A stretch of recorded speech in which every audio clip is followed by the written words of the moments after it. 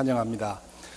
오늘 목회 칼럼에 써 있지만 말로 좀 설명을 더 드려야 될 것 같아서 말씀을 드립니다. 지난 6월 말에 있었던 전교우 수양회로부터 얼마 전 우리 토요일마다 교회의 기초를 놓는 모임을 갖는데요. 그 모임 지난 한 3개월, 4개월 동안 계속해서 교우들의 뜻을 이 평신도 직분제도에 대한 교우들의 뜻을 물어왔습니다. 이 문제에 대한 교우들의 일관된 목소리는 직분제도를 실행하지 말자 하는 것이었습니다. 저도 또 그렇게 생각을 해왔고요. 그래서 오늘부터 우리 교회에서는 평신도 직분, 집사, 권사, 장로 이 직분을 사용하지 않을 것입니다. 그 대신 형제님, 자매님 그렇게 부르도록 하겠습니다. 형님, 언니 이건 안 됩니다.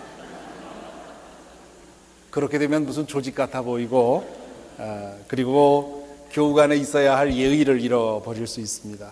형제님, 자매님이 좋습니다.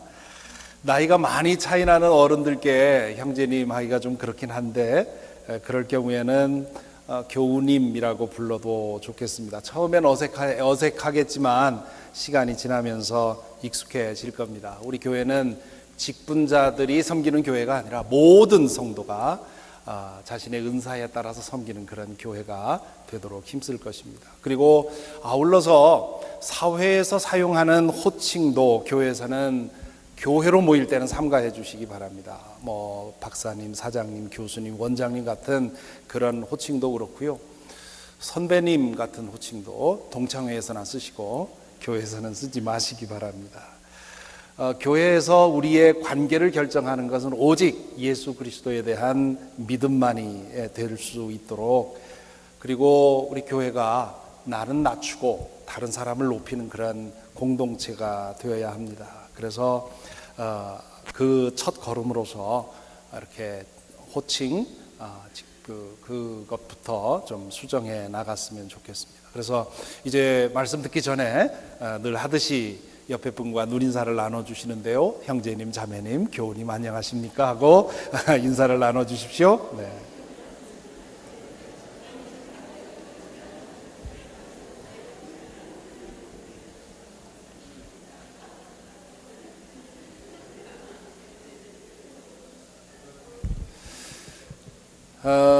오랜 옛날에 이스라엘에 호세아라는 청년이 살고 있었습니다. 당시 이스라엘은 오랜만에 안정과 번영을 누리고 있었습니다. 남북 왕국으로 나뉜 이후로 왕실의 반역과 암살이 이어져 오다가 오래도록 왕실이 안정되고 그로 인해서 백성들은 전쟁 걱정 없이 살아갈 수 있었습니다. 사실 이 전쟁 없는 시대를 사는 것은 큰 축복이 아닐 수가 없습니다. 호세아는 그런 행운아 중에 하나였습니다. 안정과 번영의 시대에 태어나 자라면서 호세아는 여러 가지 꿈을 꾸었을 것입니다. 젊은이들이 마음껏 꿈을 꾸고 그 꿈을 위해서 노력하는 그런 사회가 평화요 안정된 사회라 그렇게 말할 수 있습니다. 그런 점에서 생각을 하면 오늘 우리 조국의 현실을 걱정하지 않을 수가 없습니다. 특권층의 자녀가 아니면 청년들이 꿈을 꿀 수도 없고 그 꿈을 이루기 위해서 분투하기도 어려운 것이 지금 우리 조국의 상황입니다. 게다가 국민으로부터 권력을 위임받은 정치인들이 그런 아픔과 절망을 풀어주는 일에 관심이 없거나 무능력해 보이기 때문에 더욱 답답합니다. 최근에 밝혀진 최고 권력자의 숨겨진 이면은 그 절망을 더 깊게 만들고 있지요. 호세아 시대에 이스라엘이 누리던 그 번영과 평화는 오래가지 못합니다. 내적으로는 우상 숭배와 그리고 윤리적인 타락, 그리고 바깥으로부터는 새로운 패자로 등극한 아시리아로 인해서 급속하게 멸망의 길을 걷지요. 한 나라의 명운이 기우는 것은 오래 걸리지 않습니다. 우리가 살고 있는 이 미국을 걱정하는 이유가 거기에 있습니다. 어떤 사람들은 로마 제국보다 미국의 이 번영이 더 오래 갈 거라고 그렇게 장담한 사람도 있었는데요. 그 번영과 평화에 금이 가기 시작하는 것을 우리가 봅니다. 이번 대통령 선거에 나선 두 사람은 미국 사회가 얼마나 깊이 부패했는지를 선명하게 보여주고 있습니다. 한 사람은 미국 정치가 얼마나 부패했는지를 상징하고, 다른 한 사람은 미국인의 도덕성이 얼마나 망가졌는지를 선명하게 상징해 주고 있습니다. 그것이 두 후보의 문제가 아니라 이 미국 사회 전체의 문제라고 하는 것이 더욱 큰 문제이지요. 누가 대통령이 되느냐 하는 문제보다 이토록 속속들이 부패한 나라가 앞으로 어찌 될지가 더 큰 걱정이라 할 수 있습니다. 하지만 호세아가 살던 그 시대만큼은 모든 것이 잘 되고 있었고 계속 잘 될 것만 같았습니다. 그랬기에 호세아도 청년으로서 큰 꿈을 꾸었을 것이고, 그리고 그 꿈을 위해서 분투했을 것입니다. 그런데 문제가 생겼습니다. 하나님께서 그를 어느 날 예언자로 부르신 것입니다. 몇 살 때 어떤 방식으로 부르셨는지는 성경이 침묵하고 있기 때문에 알지는 못합니다. 우리는 그동안 예레미야, 이사야, 그리고 에스겔이 어떤 과정을 통해서 부름받았는지 그것을 보아오지 않았습니까? 아마 호세아도 그와 비슷한 과정으로 부름을 받았겠지요. 예언자로 부름받는 건 큰 영광입니다. 다른 분이 아니라 천지의 창조주께서 나를 특별한 일을 위해서 픽업했다고 하는 것은 큰 영광이지요. 맡겨진 일을 생각할 때도 그렇습니다. 하지만 그것은 또한 책임이요 부담입니다. 인간적인 혹은 세상적인 면에서 적지 않은 희생과 포기를 요구하기 때문이지요. 오늘날로 따지면 목회자로 혹은 선교사로 부름받는 것에 비교할 수 있을 것입니다. 하나님께 특별히 부름받는다는 것은 그분에게 묶여 살아야 한다는 뜻입니다. 자기 하고 싶은 대로 말하고 행동하고 먹고 마시고 쓰고 살 수만은 없는 것입니다. 늘 하나님의 뜻을 찾고 그 뜻에 순종하기를 힘써야 합니다. 하나님이 이끄시면 어디까지 가야 합니다. 어디든지 가야 합니다. 하나님의 뜻이 자주 인간적인 욕망과 어긋나기 때문에 이것이 어려운 일이지요. 늘 그렇게 하는 것은 아닙니다만은 늘 그래야 한다고 하는 그런 부담감 속에서 사는 사람들이 이 부름받은 사람들입니다. 목회자 혹은 선교사로 부름받은 사람이 가장 심하게 고민하는 문제가 바로 결혼 문제입니다. 결혼을 해야 하는지 아니면 독신으로 살지, 만일 결혼해야 한다면 어떤 사람과 결혼해야 할지를 고민하게 됩니다. 왜냐하면 주어진 사명을 생각하면 그냥 인간적으로 좋은 사람과 결혼할 수만은 없는 일이기 때문입니다.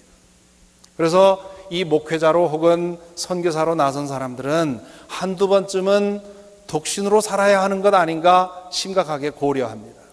일평생 하나님께 전적으로 헌신하고 싶은 마음 때문입니다.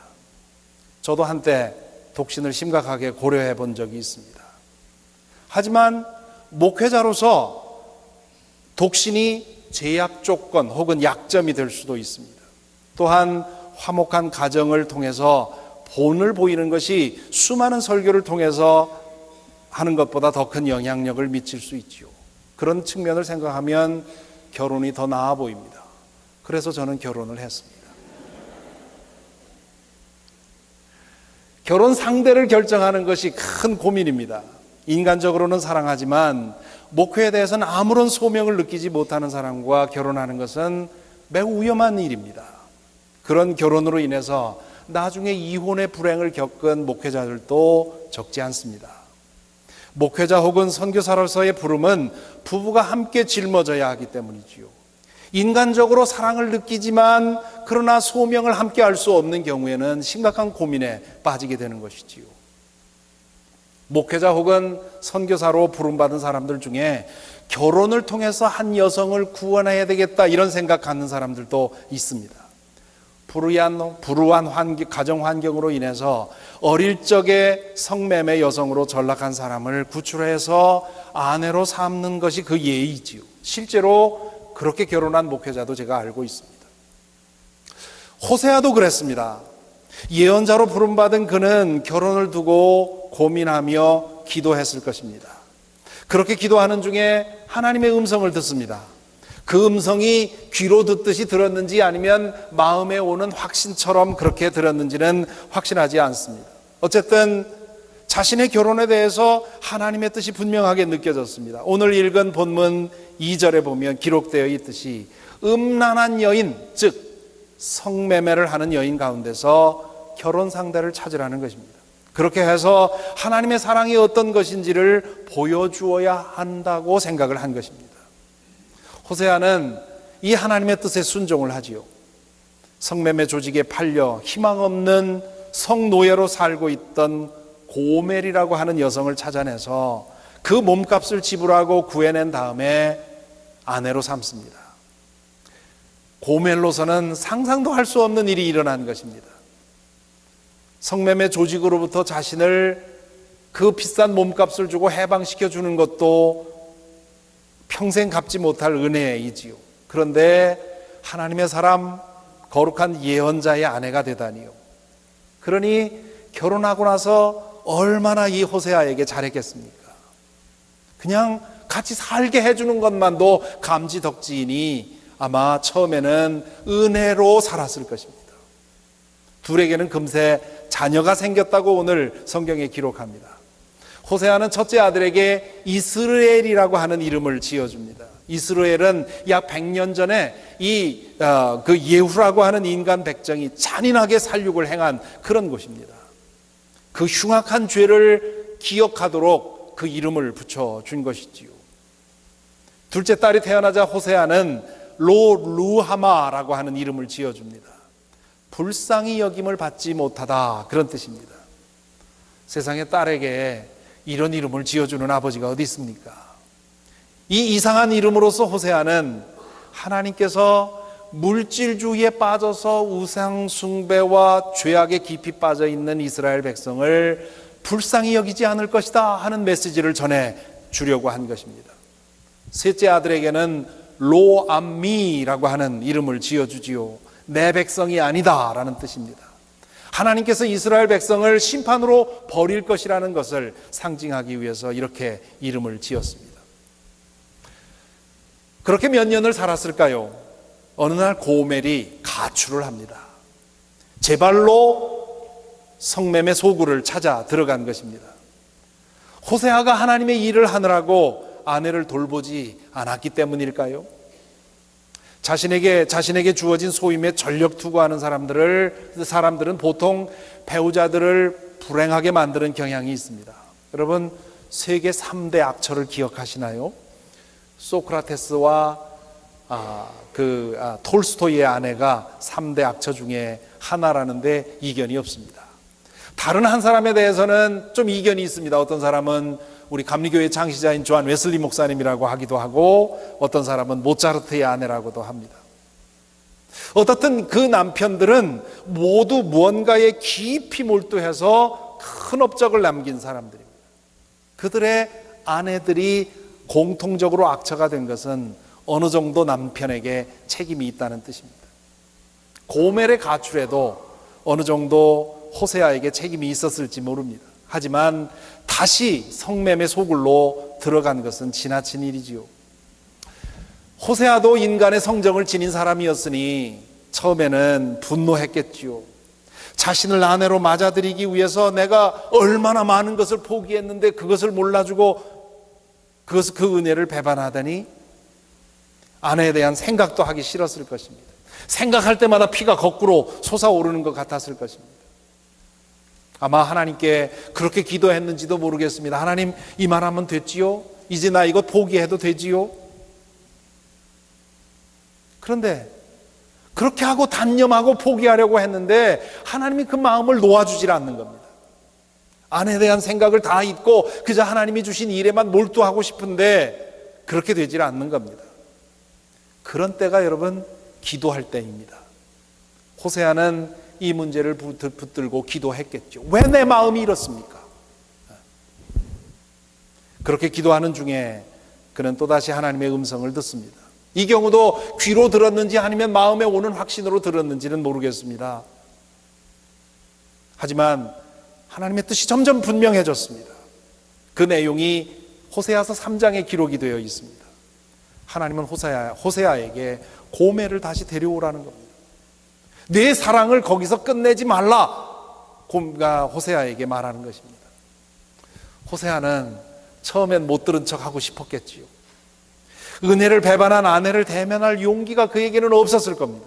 분노가 아직도 속에서 부글부글 끓고 있습니다. 그런데 그를 용서하고 다시 데려오라니요.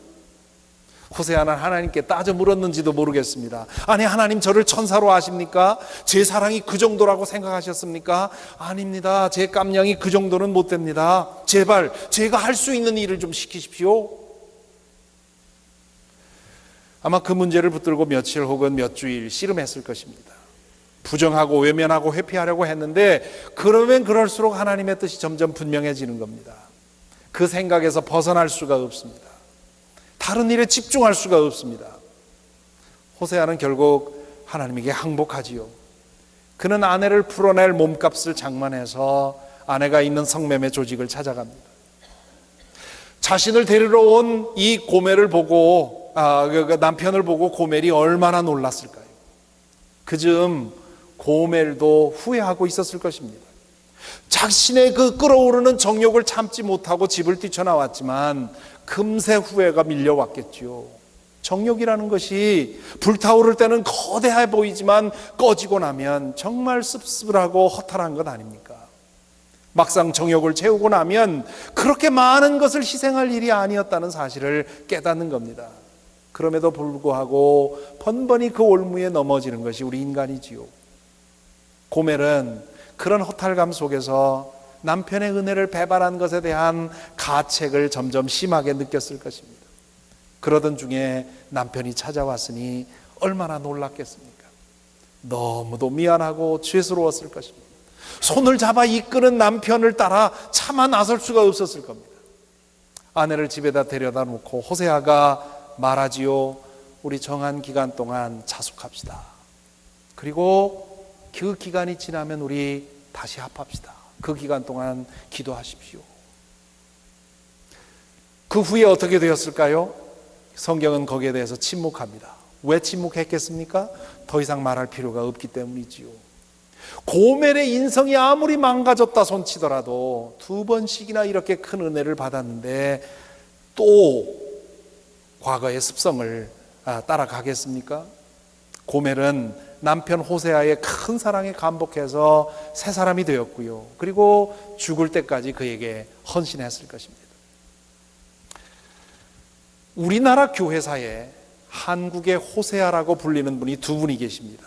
한 분은 자신의 아들을 죽인 살인범을 자신의 아들로 입양해서 키운 손양원 목사님이시고, 다른 한 분은 도암의 성자라 하는 이세종 선생입니다. 이세종 선생은 1880년에 전남 화순에서 태어납니다. 가난한 집에서 태어난 데다가 어릴 때 부모님을 잃고 고아가 됩니다.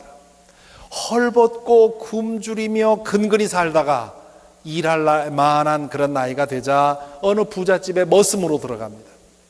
워낙 힘이 좋고 성실했기 때문에 금세 주인의 눈에 들게 되지요.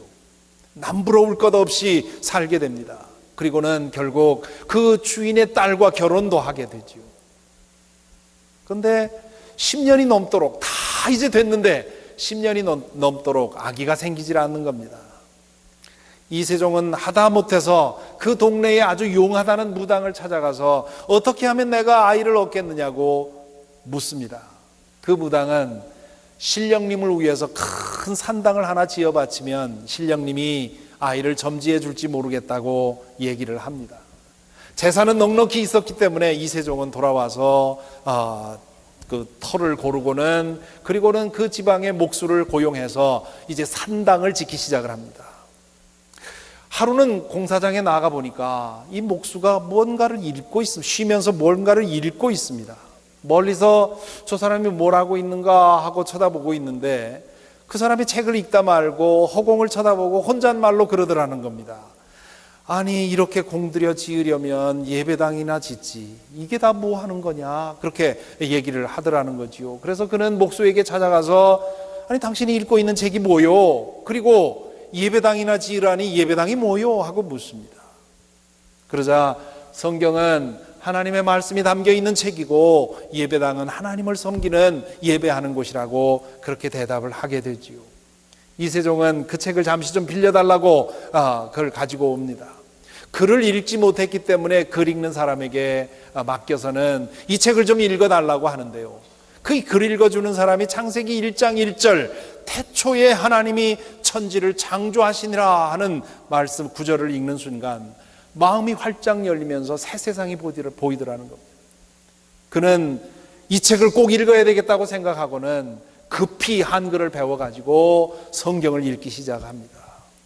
얼마 후에는 옆 마을에 있던 등광교회에 찾아가서 그곳에서 사역하고 있던 그 선교사에게 세례를 받습니다. 세례받은 후에 이세종은 완전히 다른 사람이 되어버립니다. 말씀에 얼마나 강하게 사로잡혔든지 동굴에 들어가서 며칠 동안 말씀만을 읽고 할 정도로 그렇게 말씀에 빠졌습니다. 그는 이것을 하나님의 말씀으로 믿고 글자 그대로 우직하게 말씀을 실천하기 시작을 합니다. 모든 생명은 하나님이 지어주신 것이라고 믿고는 어떤 생명도 죽이지 않으려고 애를 썼습니다. 심지어 모기와 파리까지도 죽이지 않았다고 하는 거죠. 과거의 재산을 늘리기 위해서 고리대금업을 했는데 그때의 돈을 빌려주고 가지고 있었던 빚 문서를 한꺼번에 다 태워버리고 그 빚을 탕감해 주었습니다. 그리고 가난한 사람들 그리고 교회 일을 위해서 자신의 물질을 아낌없이 내어 주었습니다. 모든 육체적인 욕망을 최대한 자제하고 살았습니다. 입고 먹고 자는 것에 대해서 관심이 없었습니다. 그리고 아내에게는 내가 당신을 이제는 자매처럼 다해야겠다고, 그리고는 일체 가까이 하질 않았습니다. 자신의 이름을 공이라고 불러달라고, 비었다 하는 뜻의 빌공자로 이름을 바꾸었습니다. 자, 한 사람은 옛날 그 사람 그대로인데 한 사람은 갑자기 천사가 되어버렸습니다. 천사는요, 멀리서 보기는 좋은데 가까이 같이 살기는 어렵습니다. 그의 아내 문순이가 그랬습니다. 힘겹게 모은 재산을 아낌없이 퍼주는 남편이 미웠습니다. 10년 동안 자신을 품어주고 아껴주고 사랑해주던 남편이 어느 순간 신선처럼 변해버렸습니다. 옆에 얼씬도 못하게 합니다. 마치 누군가가 남편을 껍질만 남겨놓고 속에는 쏙 빼가린 것처럼 갔었습니다. 성화를 부리고 난동을 부려도 꿈쩍도 하지 않습니다. 아내는 참다 못해 동네에 살던 호라비에게로 가서 살림을 차립니다. 남편은 아내의 옷가지와 살림 도구를 챙겨서 갖다 주고는 그 남자에게 말합니다. 이 모든 건 내가 잘못 못나서 그러니 제발 나를 용서하고 내 아내를 돌려보내 주시오. 그 말 때문인지 얼마 후에 그 남자가 아내를 돌려보냅니다. 그리고는 자기는 딴 마을로 이사를 갑니다. 어쩔 수 없이 집에 돌아온 아내는 한동안 자숙하는 척하더니 얼마 후에 다시 다른 동네에 있는 호라비를 찾아서 가출을 합니다. 이번에도 남편은 사람을 시켜서 아내의 옷가지들을 그에게 갖다 주면서 아내를 돌려보내달라고 그 남자에게 호소하지요. 아내는 자신을 찾으러 온 남편에게 구정물을 쏟아 부으면서 분을 폭발시킵니다. 하지만 얼마 후 그 남자도 아내를 남편 곁으로 돌려보냅니다. 돌아온 아내에게 남편은 간곡히 이렇게 말했다고 합니다. 글을 배우소. 글을 배워. 그리고 성경을 친구 삼아. 성경 못 읽으면 당신은 정말 외로울 거요. 그 이후로 조용한 기적이 일어났다고 하지요. 그 아내의 심경에 변화가 생겼습니다. 글을 배워서 성경을 읽기 시작했고 예수 그리스도를 진정한 주님으로 받아들이게 됐고 구원의 기쁨에 눈이 뜨이기 시작을 합니다. 그제서야 왜 남편이 과거에 즐기던 그 모든 것을 그렇게도 미련 없이 내버리고 그리고는 과거보다 더 큰 기쁨 속에 살게 되었는지를 알게 되었다는 겁니다. 얼마 지나지 않아서 이 이세종의 부인 문순이는 남편을 가장 존경하고 따르는 제자가 됩니다. 남편이 먼저 세상을 떠나자 무덤 곁에서 3년 동안 남편의 은혜를 생각하고 회개하며 지냈다고 하지요. 그리고는 남은 인생을 남편의 뜻을 사람들에게 전하는 일을 위해서 힘썼다고 하는 것입니다. 이 이세종 선생은 아무 직함도 없습니다. 목사도 아니었고요. 무슨 그 직분도 없었습니다. 하지만 그분에게 영향받은 인물들 중에 훌륭한 분들이 많습니다. 거지성자라고 하는 이현필 선생이 그랬고요. 한센시병, 이 나병 환자들의 대부라고 하는 최홍종 목사가 그분의 제자고요. 우리가 속해 있는 한국 감리교회의 신학적인 기초를 놓은 정경옥 목사님도 이분에게 깊은 영향을 받았습니다. 누구든지 이세종 선생과 그 부인 문순이를 만나고 나면 깊은 충격을 받았다고 하는 겁니다. 여러분, 이 이스라엘의 호세아와 한국의 호세아, 이 두 사람의 이야기를 듣고 어떤 생각을 하십니까? 참 대단한 사람들이네. 하지만 나는 그렇게 되고 싶지 않아. 나는 그렇게 살고 싶지 않아. 난 그렇게 될 수 없어. 이렇게 생각하십니까? 어쩌면 당연한 반응이지요. 하지만 그것은 그분들의 삶의 이야기를 통해서 성령께서 우리 모두에게 도전하시는 메시지를 회피하려는 그런 술수입니다. 두 사람의 이야기를 들으면서 우리는 적어도 세 가지를 오늘 깊이 생각해 보아야 합니다. 첫째는 이 고멜과 순이를 통해서 우리 자신의 모습을 보아야 합니다. 호세아가 사랑받을 자격 없는 고멜을 찾아내서 결혼하게 된 이유는 하나님께 이스라엘이 어떤 상태에 있었는지를 알게 하려는 것이었습니다. 이스라엘은 고멜처럼 하나님에게 선택받을 그런 자격이 없었습니다. 그런 백성이 하나님께 선택받아 하나님의 신부 백성이 되고, 그리고 율법도 받고 하나님의 제사장 나라가 되도록 선택을 받았습니다. 그런데 그 은혜를 망각하고 우상 숭배와 온갖 윤리적 타락에 깊이 빠져버린 것이지요. 저와 여러분, 우리도 마찬가지입니다. 하나님의 은혜와 사랑이 아니고는 하루도 살 수 없는 것이 우리입니다. 오늘 또 우리는 하늘로부터 쏟아져 내리는 그분의 은혜를 입고 살고 있습니다. 그런데도 우리는 이스라엘 백성처럼 그 부드러운 사랑을 업신여기고 우리의 부정한 욕망을 따라 살아가고 싶어 합니다. 고멜이 남편에게서 받은 은혜를 망각하고 다시 성매매 소굴로 들어간 것처럼, 혹은 순이가 남편의 사랑을 업신여기고 거듭 다른 남자의 품을 찾았던 것처럼 우리도 그렇게 거듭 하나님의 사랑과 은혜를 업신여기고 다른 남자의 품을 찾아가듯 우리도 그렇게 거듭 우리의 욕망을 따라 살아갑니다. 우리의 조국이 지금 그렇게 살아가고 있고요, 우리가 몸담고 있는 이 나라가 그렇게 살아가고 있습니다. 둘째로 우리는 호세아와 이세종 선생의 행동을 통해서 하나님의 사랑이 어떤 것인지를 깨닫고 충격을 받아야 합니다. 두 사람이 보여준 사랑은 사람이 한 일이 아닙니다. 하나님께서 하신 일입니다. 하나님은 호세아를 강권하셔서 인간으로서는 불가능한 경지까지 그를 밀어가십니다. 이세종 선생은 하나님의 사랑을 깊이 체험했기에 인간적인 정으로는 할 수 없는 사랑을 하게 되었습니다. 그런 사랑은 하나님에게만 있습니다. 하나님의 사랑이 아닌 사랑이 어떤 것인지를 알고 나면 우리에게 있는 사랑은 사랑이 아니라는 걸 알게 되지요. 오늘 설교 제목처럼 내겐 사랑이 없다라고 고백할 수밖에 없습니다. 그래서 성경은 하나님의 사랑을 표현하기 위해서 특별한 단어를 사용합니다.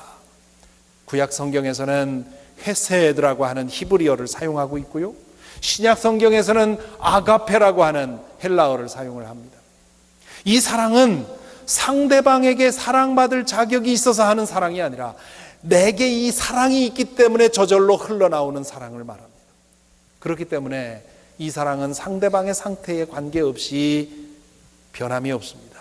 끝도 없고 한도 없습니다. 하나님은 호세아를 통해서 그 사랑의 한 모습을 보여주었고요, 예수 그리스도의 십자가를 통해서 그 사랑이 어떤 것인지를 완전하게 보여주셨습니다. 내가 고멜처럼 혹은 순이처럼 하나님의 사랑과 은혜를 거듭 배반하고 그분의 마음을 아프게 한 사람이라는 사실을 깨닫는다면, 그리고 그런 우리를 하나님은 여전히 사랑하시고 우리를 돌아오라고 부르신다는 사실을 안다면 우리는 그 사랑에 항복하고 돌아가야 옳습니다. 고멜이 그랬던 것처럼, 그리고 순이가 그랬던 것처럼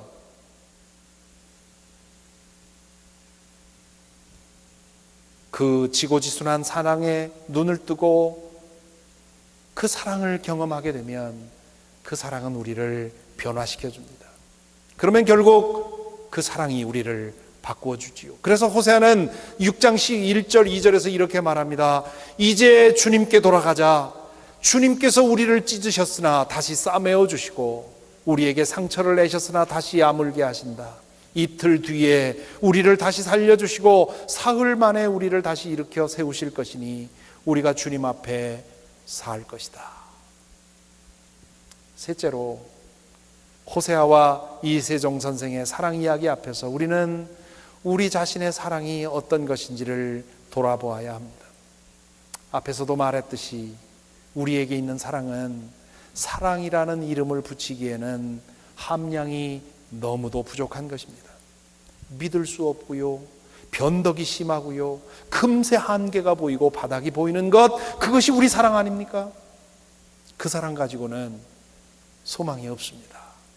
십자가의 보혈을 통해 하나님의 사랑을 경험해야 합니다. 그리고 그 사랑으로 우리의 내면이 채워지면 호세아와 혹은 이세종처럼 그렇게는 못할지라도 거기로 한 걸음 한 걸음 나아갈 수 있지 않겠습니까? 그때야 비로소 우리는 사랑한다고 말할 수 있는 겁니다. 사랑하는 성도 여러분, 여러분은 무엇을 위해 살아가십니까? 매일 여러분으로 하여금 살도록 만드는 힘이 무엇입니까? 여러분을 매일 살만 나게 해주는 그것은 무엇입니까? 여러분이 이 세상을 떠나고 난 후에 여러분들을 기억하는 사람들이 무엇을 기억해 주기를 원하십니까? 무엇을 남기고 떠나면 내 인생은 참으로 의미 있었다고 말할 수 있겠습니까? 제가 질문은 여러 가지로 했지만 그 대답은 딱 한 가지입니다. 사랑이 정답입니다. 우리가 사랑이라고 부르는 감정을 말하는 것이 아닙니다. 호세아와 이세종을 통해서 살짝 드러났던 그 사랑, 그리고 예수 그리스도의 십자가를 통해서 완전하게 드러난 그 사랑, 하나님의 헤세드, 하나님의 아가페를 말하는 것입니다. 그 사랑을 받고 그 사랑으로 채워지고 그리고 그 사랑을 실천하는 것, 그것이 바로 우리의 삶의 진정한 원동력이고 참된 삶의 목표이고 그리고 우리의 인생을 통해서 남길 유일한 유산입니다. 부디 저와 여러분, 우리 모두에게 이 사랑의 축복이 아침 햇살이 쏟아지듯 항상 함께 하기를 간절히 기원합니다. 부디 혹시나 심판을 향해 가고 있는 것이 아닌지 의심될 정도로 정신을 잃고 타락해 가고 있는 우리 조국과 미국이 이 거룩한 사랑으로 회복되는 일이 우리 교회로부터, 우리 각자로부터 일어날 수 있게 되기를 간절히 기원합니다. 기도하겠습니다.